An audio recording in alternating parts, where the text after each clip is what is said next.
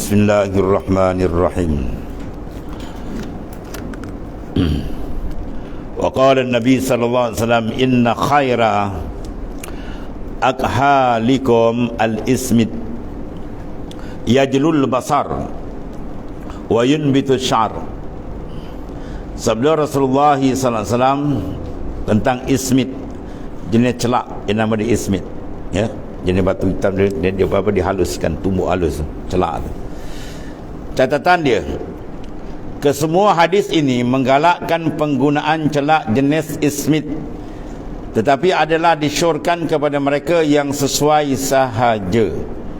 Sebab apa? Kerana ada orang yang punya penyakit mata yang tertentu tidak serasi dengan celak jenis itu. Jadi Nabi Rasulullah SAW mengucapkan secara umum, ya, mana kebaikan celak itu. Tapi kalau ada masalah lainlah, kan? Makanan ni kesihatan gini. Tapi kalau kena dia ada penyakit tak boleh. Ya, contohnya penyakit kencing manis. Kan? Benda manis kadang-kadang dia menambahkan akal, menyebabkan akal. Jadi oleh kena kencing manis saja, doktor kata jangan makan. Bila kata jangan makan benda manis, dia pun tanya, ada hadis sahih ke yang kata tak boleh makan gula? Mana doktor? Doktor kata kau makanlah yang kau mampu sebab itu. Kan? Dia jaga dan, ya, sebab benda ni ya hukum kan. Kerja makan manis. Dia kata ada nas hadis sahih. Wah. Betul-betul tanya kau Wahabi ke? Marah Wahabi tu. Jadi maknanya kita dalam fiqh dihukum tengok dan dia panggil apa? Al-illah tadurul ma'al ma'lul wujudan wa adaman. Ya, al-illah tadurul ma'al ma'lul wujudan wa adaman. Itu kaedah fiqh kata, ya. Mana hukum fiqh kita illat dengan maklul, ya, dia bersekali tu. Bila ada illat dia ada maklul. Ya. Okey, tadi kita asalnya suruh makan kulu washrabu wala tusibu. Makan dan minumlah, tu nas Quran, jangan melampau sudah. Kan? Tiba-tiba benda yang halal, doktor pula kata jangan makan. Gula jangan makan. Wah, dia marah doktor. Kan? Mana ada hadis sahih kata gula tak boleh makan. Dia kena kencing manis. Doktor kata kau makanlah gitu kan. Malah cepat jalan. Sebab hukum dia berubah kan, ya. Bukan hukum syariat tu berubah, ilat. Ya. Contoh kita kata ilat sebab. Ya, satu sebab kita kata apa? Benda sunat asal. Ya. Contoh at-taslis fil wudu mandub. Meniga-nigakan ambil wudu sunat. Wajib sekali kata. 3 kali mana 3 kali kata dalam fiqh kata. Sunat tu dalam hadis ada semua. Hadis sahih. Tiba-tiba arid berlaku. Benda berlaku, benda baru datang. Ya, dipanggil ilat dia. Sebab apa? Kita bangun tidur, seorang ni bangun tidur dah lewat. Subuh dah tinggal 5 minit dia. Dan dia yakin kalau dia ambil wuduk 3 kali muka, 3 kali tangan, kepala semua 3, dia memang keluar waktu ni kan. Maka hukum dia haram dia meniga-nigakan. Dia kena ambil satu je. Asal sunat jadi haram. Sebab apa? Ilat dia apa? Sebab kalau dia ambil 3 menyebabkan pada asal ni sunat. Tapi sebab waktu keadaan dia berlaku lain, ada benda berlaku keadaan sedesak macam ni, maka dia kena ambil satu. Sebab memasukkan sembahyang seluruhnya dalam waktu daripada takbiratul ihram sampai salam adalah wajib. Kita keluarkan sikit haram hukum dia. Jadi kalau dibuat 3 ni dia yakin memang tak keluar. Kalau dia ambil yang wajib sekali je, dia yakin memang duduk dalam waktu tak keluar. Maka 3 itu haram bagi dia menigakan yang asal dia sunat. Itu fiqh kita tadi. Al-illah tadurul ma'al ma'lul wujudan wa adaman. Itu kaedah fiqh kita. Mana illat sebab tu dia mengikut, ya, benda yang disebab dengan sebab. Kalau ada sebab, ada yang sebab. Kalau tak ada sebab, tak ada benda yang disebabkan, ya. Sebab jadi haram tadi apa? Kena ada sebab. Sebab apa? Duhul waqt, keluar waktu. Ya, kalau tak berlaku tu tak ada apalah. Dia bangun subuh awal lagi kan, wazan dia dah bangun, ambil wuduk 3-3 lah. Sebab tak ada sebab yang boleh mengeluarkan daripada waktu. Itu pekah kita mana. Habis tu. Jadi sini maknanya secara zahirnya hadis Nabi kata inna khaira akhalikum al-ismit. Ya. Maka yakhlul basar wa yusbitul syar. Maknanya dengan menggunakan ismit tadi jadi apa? Menghasilkan cahaya kepada mata, mana mata dia terang dan membantu menumbuhkan bulu mata. Ya, itu di antara apa? kelebihan pakai celak tu. Ini panggil isnad majaz, sandar, bukan hakiki. Yang menumbur, yang menjadi semua hakikat huwallahu ta'ala. Kena jaga dua. Kita ada kalam, dia ada majaz, sandar, ada hakiki. Hakiki semua dari Allah. Itu sebab. Tapi bila datang maknanya arid, orang ni ada satu penyakit. Kalau pakai begini menyebabkan apa? Menyebabkan dia ada masalah. Maka tak disyorkan itu. Sebab apa? Hadis Nabi juga letak. Apa Nabi letak? Hadis la darar wala dirar. Jangan buat mudarat pada diri kamu dan jangan buat mudarat pada orang lain. Maka daripada kaedah ini ulama ambil daripada hadis ni.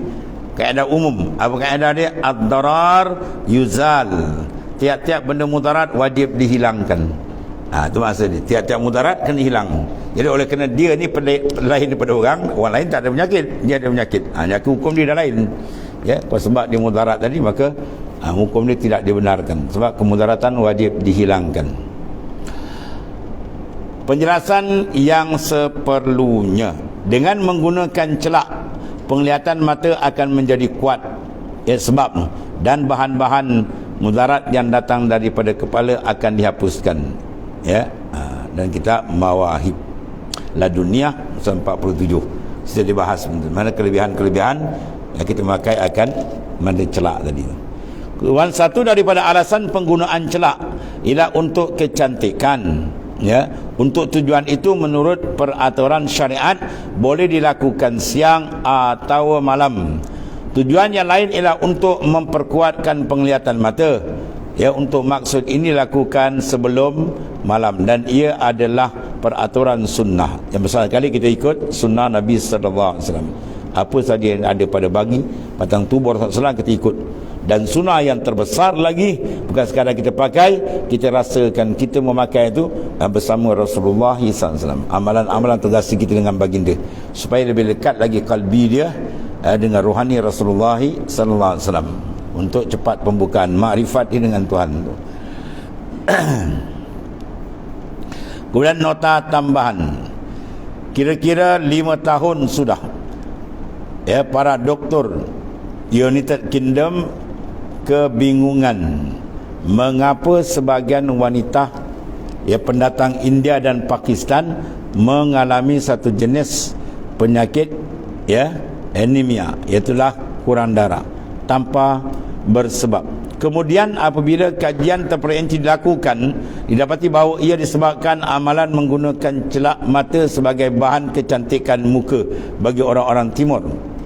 Ya, jadi batu antimoni yang dilombong di tempat-tempat yang tertentu di Asia seperti Basra, Isfahan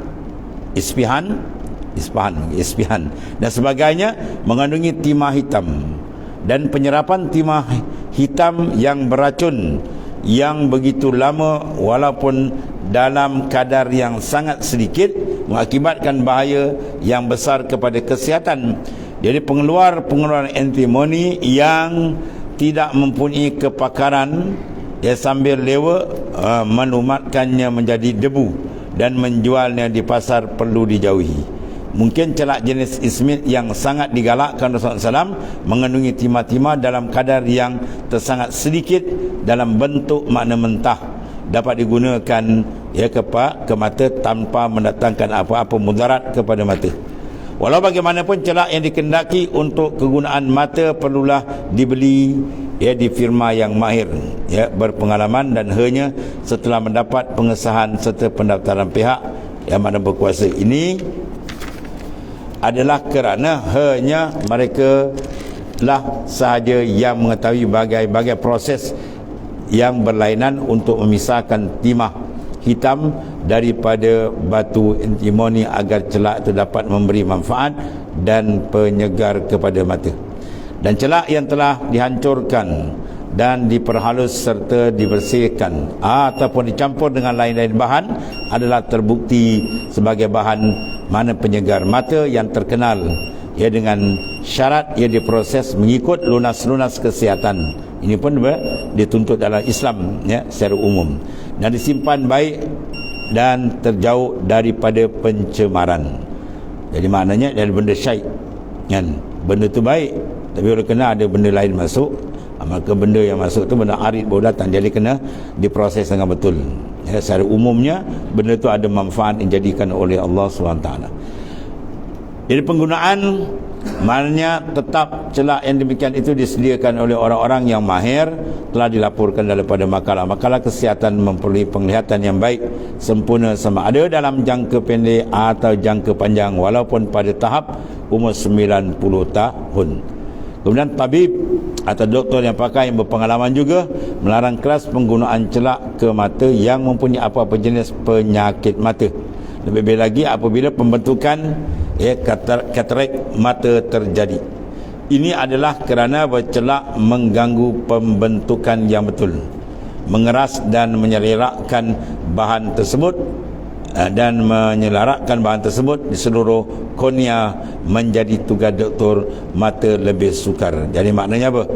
Ini makna benda arid, benda baru datang. Dia tidak bercanggah dengan hadis, ya. Hadis menceritakan asal benda tu ada hikmat, ada dia punya kelebihan dia pakai. Sebab tu adalah sunnah Rasulullah SAW. Tapi kalau ada bahan racun, itu kena elakkan lah, ya. Ikan boleh makan pun, kalau ada bahan racun tak boleh makan. Benda-benda yang baik pun, kalau makna benda yang jadi makanan biasa halal, tapi kalau ada bercampur sumber racun, itu maknanya kena tolak. Sebab hadis yang lain pun ada suruh kita menjaga mudarat. Sebab kaedah kita ad-darar yuzal, semua mudaratan hendaklah dielakkan. Kemudian pakaian Rasulullah sallallahu alaihi wasallam, wallahu a'lam.